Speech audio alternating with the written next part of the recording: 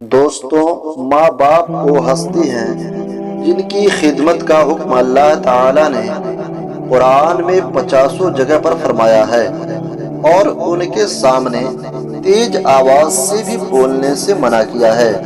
حدیث میں ایک واقعہ لکھا ہے کہ حضور صلی اللہ تعالی علیہ وسلم نے ایک بار حضرت عمر رضی اللہ تعالی عنہ سے کہا کہ اے عمر، تمہارے خلیفہ بننے کے زمانے میں ایک شخص حج کرنے آئے گا، اس کا نام اویس بن عامر ہوگا، اس کے قبیلے کا نام مراد ہوگا اور اس کی شاخ ہوگی کرن۔ اس شخص کا رنگ کالا ہوگا، اس کا قد درمیانہ ہوگا، اسے سفید داغ کی بیماری ہوئی تھی لیکن اب وہ ٹھیک ہو گیا ہے، بس اس کے جسم پر ایک سفید داغ بچا ہے۔ جب وہ آئے گا تو اے عمر، تم اور اے علی تم بھی اس سے دعا کروانا۔ حضرت عمر حیران ہو کر پوچھنے لگے کہ اے اللہ کے رسول، ہم اس سے دعا کیوں کرائیں؟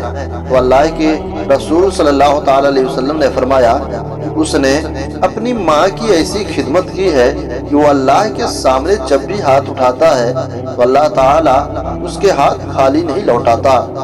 زمانہ گزرتا گیا، حضور صلی اللہ تعالی علیہ وسلم کی وفات ہو گئی اور پھر حضرت ابو بکر کے بعد حضرت عمر خلیفہ بنے۔ تو حضرت عمر رضی اللہ تعالیٰ عنہ ہر سال اویس کرنی کو ڈھونڈتے لیکن ان کا کچھ پتہ نہیں چل رہا تھا۔ ایک بار حج کے موقع پر حضرت عمر نے تمام حاجیوں کو کھڑا کیا اور فرمایا کہ صرف یمن والے کھڑے رہو، باقی سب بیٹھ جاؤ۔ تو صرف یمن والے کھڑے رہے، باقی سارے لوگ بیٹھ گئے۔ پھر حضرت عمر نے فرمایا کہ یمن والوں میں صرف جو ہے کہ کرن والے کھڑے رہیں، باقی سب بیٹھ جائیں۔ اس کے بعد سبھی لوگ بیٹھ گئے۔ کرن میں ایک شخص کھڑا ہوا۔ آپ نے اس سے پوچھا کہ کیا تم جو ہے کہ کرن کے رہنے والے ہو؟ اس شخص نے کہا ہاں، میں کرن کے رہنے والا ہوں۔ آپ نے فرمایا کہ کیا تم اویس کو جانتے ہو؟ تو اس نے کہا کہ جی امیر المومنین، میں حضرت اویس کو جانتا ہوں۔ آپ نے فرمایا کہ وہ کون ہے؟ تو اس شخص نے کہا کہ وہ میرا بھتیجا ہے، لیکن وہ تو ایک پاگل سا انسان ہے، آپ اس کے بارے میں کیوں پوچھ رہے ہیں؟ حضرت عمر نے فرمایا کہ پاگل تو تم ہو جو اسے پاگل کہہ رہے ہو، کیا وہ حج پر آیا ہے؟ اس شخص نے جواب دیا کہ جی ہاں آیا ہے۔ پوچھا کدھر ہے؟ اس شخص نے فرمایا وہ ایک ببول کے نیچے بیٹھا ہوا ہے۔ اس کے بعد حضرت عمر فاروق رضی اللہ تعالیٰ عنہ اور حضرت عمر فاروق رضی اللہ تعالیٰ عنہ اور حضرت علی رضی اللہ تعالیٰ عنہ جو ہے اس جنگل کی طرف نکل پڑتے ہیں۔ جنگل میں جا کر کے دیکھتے ہیں تو ایک اسی رنگ و حلیے کا انسان، جیسا کہ اللہ کے رسول صلی اللہ تعالی علیہ وسلم نے بتایا تھا، ایک ببول پیڑ کے نیچے کھڑا نماز پڑھ رہا ہے اور اس کے سارے ارد گرد اس کے اونٹ چر رہے ہیں۔ حضرت عمر اور حضرت علی ان کے پاس جا کر بیٹھ گئے۔ حضرت اویس کو پتہ چل گیا کہ کوئی میرے پاس آ کر کے بیٹھا ہے اور شاید میرا کوئی انتظار کر رہا ہے، اس لیے جلدی سے سلام پھیرا اور پیچھے مڑ کر کے ان دونوں حضرات سے پوچھا کہ آپ کو کیا کام ہے؟ حضرت عمر نے کہا کہ تم کون ہو؟ جواب دیا کہ میں ایک مزدور ہوں۔ حضرت عمر نے پوچھا کہ تیرا نام کیا ہے؟ جواب دیا کہ اللہ کا بندہ ہوں۔ اس کے بعد حضرت عمر نے کہا کہ اے میرے بھائی، ہم سب اللہ ہی کے بندے ہیں، تم مجھے اپنا تو نام بتاؤ جو تمہاری ماں نے تمہارا نام رکھا ہے۔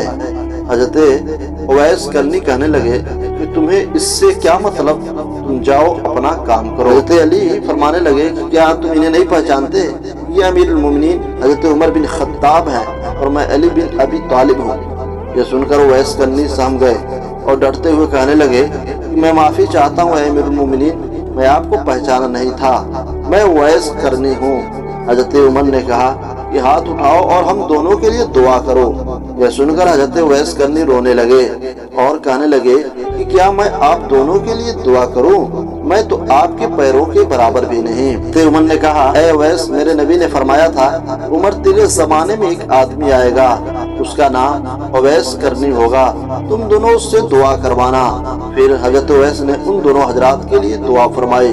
دوستوں، یہ ہوتا ہے ماں باپ کی خدمت کرنے کا بدلہ۔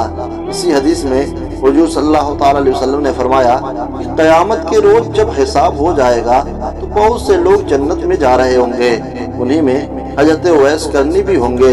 تو جب وہ جنت کے دروازے پر پہنچیں گے تو اللہ کی طرف سے حکم ہوگا کہ اویس کو یہیں پر روک لو اور باقی لوگوں کو جانے دو۔ یہ سن کر حضرت اویس کرنی گھبرا جائیں گے اور اللہ سے پوچھیں گے، یا اللہ کہیں آپ کا فیصلہ بدل تو نہیں؟ اللہ تعالیٰ فرمائے گا، نہیں اویس، تم اپنے پیچھے مڑ کر دیکھو۔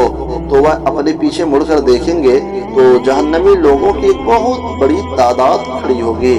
اللہ تعالیٰ حضرت اویس سے فرمائے گا کہ اے اویس، تم اپنی انگلی سے اشارے کرتے جاؤ، جدھر جدھر تمہاری انگلی چلے گی میں اتنے لوگوں کو معاف کرتا جاؤں گا۔